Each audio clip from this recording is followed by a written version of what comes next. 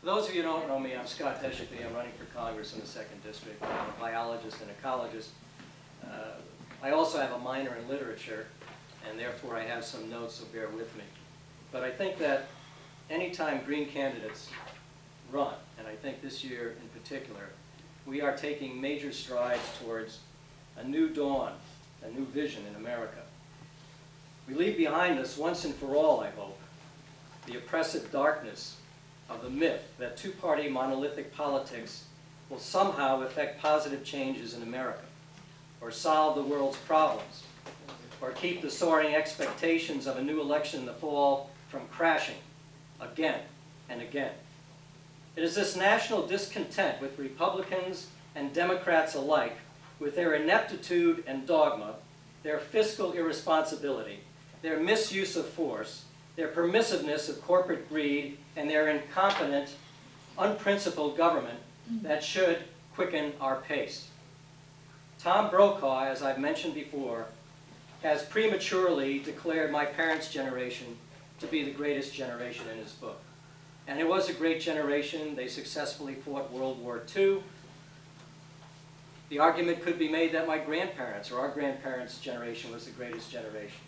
They fought what they mistakenly believed was a war to end all wars, and they lived through the Great Depression. But this I know, and I am certain that 30 years from now, if we have the courage to vote for change in November, if the ideals of the Green Party prevail, the moniker of greatest generation is going to belong to all of us in this room. Everyone who's voted Green, everyone who's voted for a change.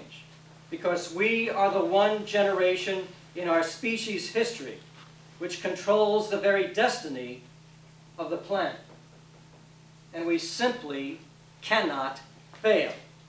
Nor can we solve the problems of the future with the blueprints of the past. We have to shift our paradigms in the United States, which is what the Green Party to a large degree is all about, and we have to adapt, and we have to adapt now.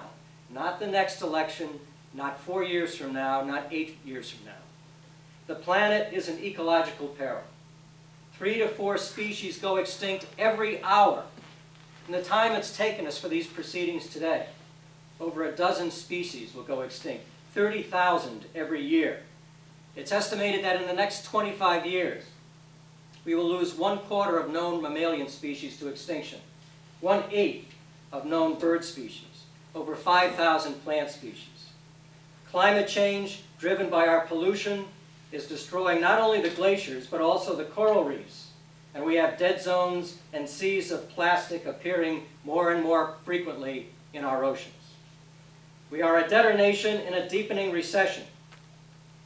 47 million people in the United States have no health care, a neglect which is unparalleled among other industrial nations across the globe.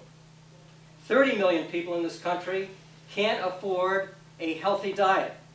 1/3 of all U.S. workers make less than $10 an hour, and that's why the Green Party is about a living wage. To the economic boom of pharmaceutical companies, Americans are sicker than ever. Congress is myopic, Congress is dysfunctional, it's in a state of torpor, if not outright paralysis. We are engaged in an illegal war in Iraq, costing thousands of lives and trillions of dollars of indebtedness to other nations.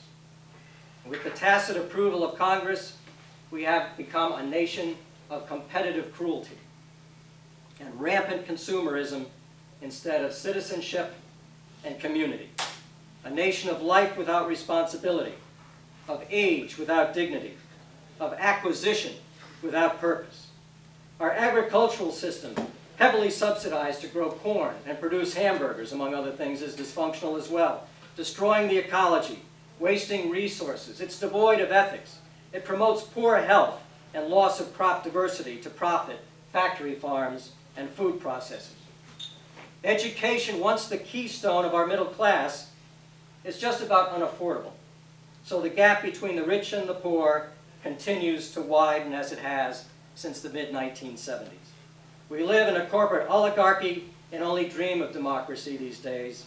While our infrastructure collapses around us, we spend an incredible $67 billion each year on a foolhardy drug war. We live in a house of cards, credit cards, and it has fallen with a predatory crash upon the American dream. And so I say to all of you today, and pass this on because I say this to everyone who doubts the Green Party, or who points to the two-party status quo and asks the Green Party and the people of this nation to acquiesce to its mythologies. We owe nothing but one duty to history, and that is to make history in November. This is our heroic inevitability, our common moment in time on which the very fate of this planet and this nation depend, a moment on which all our heroic journeys converge, and the stakes have never been higher. Yes, the Democrats and Republicans and the corporate elite and wealthy who pay them off have held the power that Jean has talked about earlier. Power in the hands of a few, which has destroyed life at a rate unprecedented since a collision with an asteroid crippled this planet 67 million years ago. A power used to exhaust each resource and then just simply go on to the next. A power misused and exploited to put more and more wealth in the hands of fewer and fewer people. It is up to the Green Party and each of us here today to put power, a benevolent power, in the hands of the people, into a reverence for life and ecosystems, into main streets and local businesses and communities. To do so, we need idealists, because as I said before, idealism leads to innovation in government. Together, we will work for principled strength through peace and cooperation. We will replicate excellence in our schools. We will promote green enterprise and rebuild our infrastructure. We will convert to alternative energies and end corporate welfare. As Green Party members, candidates, and volunteers, we will measure the United States once and for all against all our accumulated ideals, and we will shed light on poverty and fund its eradication rather than subsidize the rich who socialize their risk while privatizing profits. America is less than a generation from bringing this to reality. Bringing to elected offices the green scientific knowledge and resolute leadership and our 10 key Green Party values. We will end the war in Iraq, and we will end torture. We will redirect military spending to affordable education and single-payer universal health care. We will enact a region-based living wage and promote healthy lifestyles and dietary diversity. We'll strengthen our unions and will bring economic justice throughout the land.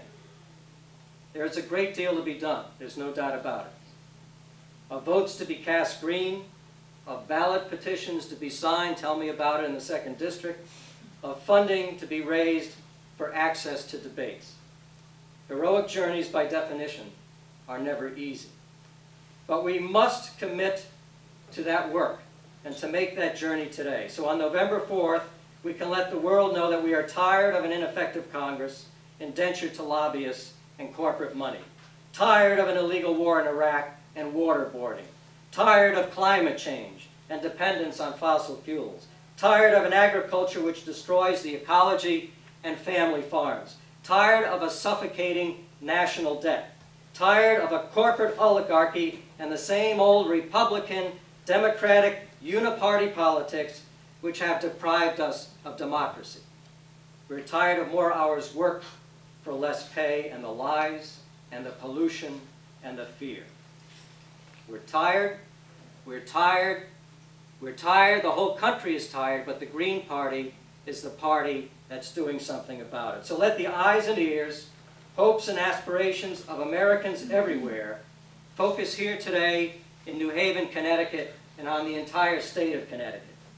Let the agony and sweat of the human spirit find refuge here with the Green Party. Let's make history in the fall, let's win in November, and our dreams of democracy will be there to meet us.